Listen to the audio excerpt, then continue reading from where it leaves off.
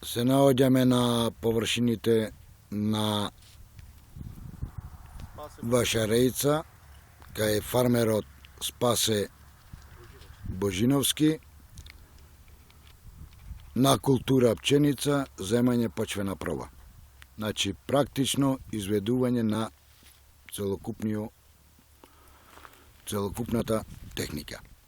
Значи, работиме со створ, се работи на од 0 до 30 сантими, бидејќи фармерот огледува исклучиво едногодишни култури, а на површина од 2 хектари земаме, значи негде од прилика 20 до 30 проби, или во колку е поголем број на земени проби, толку ќе бидат и резултатите, да речем, подобри. Техниката на земање е, значи, на диагонално, се земат од целокупната парцела, се стават во најлонска кеса и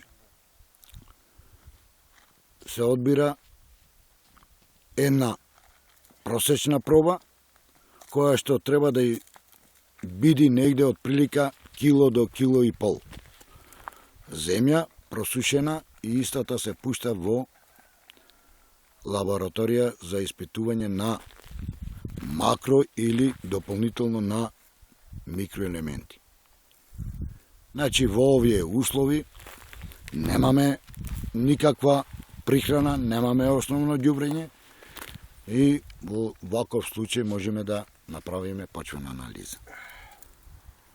Задолжително да напоменам дека кај овошните и лозовите насади потребно е пред подигање на насадот да се направи почвена анализа.